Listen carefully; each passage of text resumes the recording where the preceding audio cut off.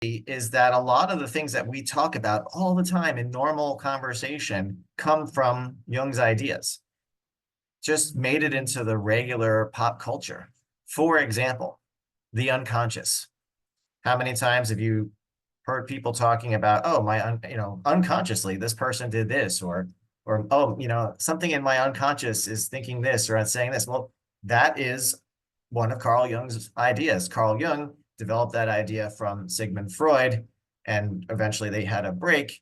But Carl Jung then took that idea and ran with it. So the unconscious essentially is that part of yourself that you're not conscious of. Jung took that the whole self, the idea of the person, the individual, and divided it into two major sections, two major buckets. The part that you know about, which he calls your ego, and the part that you don't know about, which he calls the unconscious. The unconscious, if you want to think about it like a deep, deep, dark ocean, which has no bottom and is limitless. And lurking down in that deep, deep ocean are these leviathans or monsters that you have no idea about what they look like, what they do. And some of these monsters tend to recur over and over again in all the different humans. And this is where the concept of archetypes came in. Archetypes are essentially your instincts.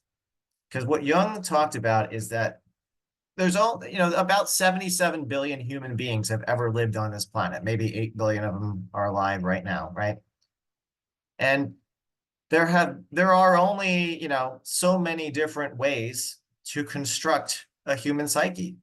And when you construct a human psyche over and over and over again, 77 billion times, you get a lot of repeats. You get a lot of patterns that occur over and over again. For instance, as humans, no matter where you are on the earth, no matter when you grew up, no matter what kind of background you have, every human understands certain things like day, night, boy, girl, mother, father, sister, brother, sibling, lover. You may not have known your biological mother or had any kind of mother, but you still know what one is. You still have some idea of what you could have had or what other people have. So every single human knows these same things, hot, cold, and so on and so forth.